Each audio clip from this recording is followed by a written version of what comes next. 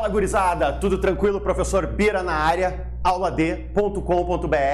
E aí, Bira, o que tu vai gravar para nós? Vamos continuar fazendo resoluções de questões pra gente treinar pro Enem? Ih, rapaz, falta pouquinho agora, hein? Falta pouquinho!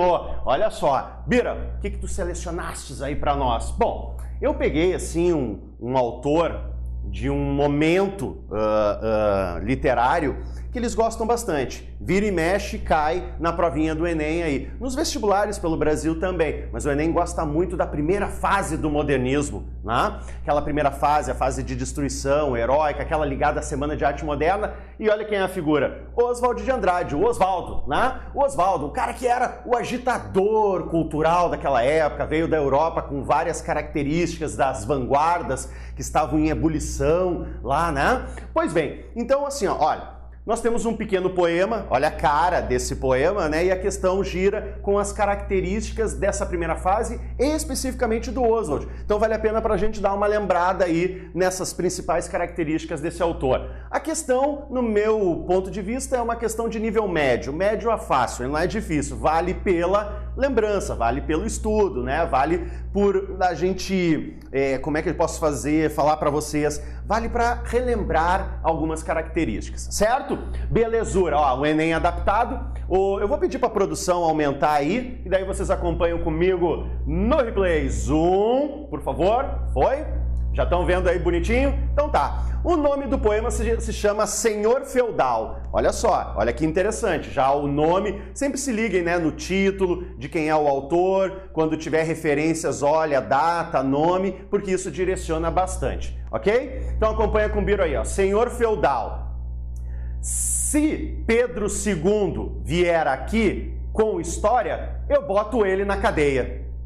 Se Pedro II vier aqui com história, eu boto ele na cadeia. Oswald de Andrade, tá? Não volta ainda a produção. Vamos fazer uma análise rápida antes de nós chegarmos às respostas. Pensa assim, ó, pessoal, senhor feudal lembra feudalismo, lembra Idade Média, né, dono de posses, tinham os plebeus, né, os escravos, né, que trabalhavam naquela terra por subsistência, etc e tal. Se Pedro II, aqui, a gente não sabe ainda que Pedro é esse, mas eu já vou direcionar para vocês, porque depois a questão vai falar um pouquinho. Pedro II, Dom Pedro II, né? Ou seja, a época imperial. Acho que ele está fazendo uma referência entre o Império Brasileiro e a época do feudalismo na Europa. Vier aqui a gente direciona Brasil, né? Nossa terra, né? Minha terra tem palmeiras onde canto sabiá. Ele gostava muito desse texto, né? Essa coisa nacionalista do romantismo. Com história, né? Vem com blá blá blá, com história, querer inventar algo aqui, eu boto ele na cadeia, né? Se ele vier fazer o que não deve aqui, contar historinha pra nós, eu ficho ele, ok? Tranquilo até aqui. Pode voltar pro Bira, por favor? Zoom, foi? Então tá bom. Bom, aí nós vamos para a banca, né? O que a banca pergunta para nós? Olha só. Considere as seguintes características do modernismo brasileiro. Aqui não fala especificamente da primeira fase, né? Aqui fala o modernismo. Mas como a figura importante aqui, o poema que foi lido, trabalhado aqui, é do Oswald de Andrade, a gente pode se prender na primeira fase. Outra coisa, se olhar as respostas, as características aqui que depois vão ser perguntadas nas respostas, vocês vão ver que fecha realmente com essa primeira fase, ok? Então, ó, considere as seguintes características do modernismo brasileiro. 3 informações para nós e ali embaixo diz o seguinte, ó, nos versos de Oswald de Andrade, se pergunta, aquele tipo de questão que cai mais, na verdade, esse tipo de questão em vestibulares, mas eu acho que vale a pena nós relembrarmos, como eu falei no início do vídeo, né, quais são essas características. Então a 1 diz assim para nós, até vou abrir um parênteses aqui, ó, esse tipo de questão é interessante fazer como? Ah, Sor, ela não é o estilo Enem, tá? Mas daqui a pouco tu não vai fazer somente Enem, né? Daqui a pouco tu vai fazer outros vestibulares. Quando cair essas de múltipla escolha, né? De apenas A1, apenas A2, A1 e A2 e tal, vale a pena ir eliminando. A dica que o Bira dá para vocês, para não cair no pega-ratão, é: eu vou seguir a ordem, a número 1, a número 2, a número 3. Mas tu pode fazer qualquer ordem que tu quiseres. Por exemplo, se tu tem certeza que naquele texto tem ironia e humor, por exemplo, ali na 3, e tu tem certeza que ela está certa, ou tem certeza que ela está errada, tu já vai lá para as respostas e elimina, né? Então eu vou dar um exemplo para vocês. Olha só, eu vou seguir a ordem, tá? A número 1, qual das características do modernismo brasileiro busca de uma língua brasileira, uma língua nossa, né? Aquela ideia de identidade, a língua falada, como nós vimos no texto, vai ser trazido, a literatura, né, e tal, pensando no Oswald especificamente. Então, assim, o modernismo da primeira fase buscava uma língua nacional como patrimônio, como identidade? Sim, né? Isso é uma bela de uma característica que não pode ser esquecida. Os modernistas, a Semana de Arte Moderna, buscavam o quê? Uma arte nacional, que não fosse mais cópia da Europa e que não seguisse padrões acadêmicos. Rompimento total, né? Então, olha só, se a 1 tá certo, tu olha para as respostas, tu vai ver que na letra B, de bunda, né, apenas a 3 está presente. Não é verdade, se a 1 já está certo, já eliminaria a letra B. Claro, essa era fácil, porque a número 1 aparece nas outras 4, tá? Mas vamos supor que tu começasse de baixo para cima. Tu começasse assim, ó, humor e ironia. Aqui tá ironia e humor. Pô, o texto claramente mostra isso para nós, né? O quanto ele faz uso da ironia e do humor. Voltamos ao texto? E, ó, rapidinho, não tem problema, ó. Senhor feudal, já começa com uma ironia do título, né? E bom humor. Se Pedro II vier aqui com história, eu boto ele na cadeia, né? Se ele vier aqui fazer como os senhores feudais faziam, deu pra ele. Claro, essa história já passou. Teoricamente ele já a fez, né? Mas isso é um papo da história. Mas ele aproveitou um fato histórico para fazer essa crítica, essa ironia. Não esqueçam que sempre a ironia tem um tom de deboche, um dedo na ferida, uma crítica, né? Então, voltamos para a questão aqui, ó.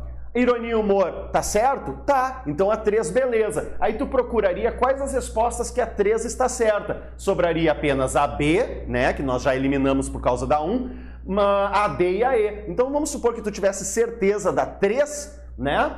Tu já eliminaria a e a C. Isso é uma forma de fazer por eliminação. Tu vai eliminando respostas, daqui a pouco o clássico é chegar a 2 respostas.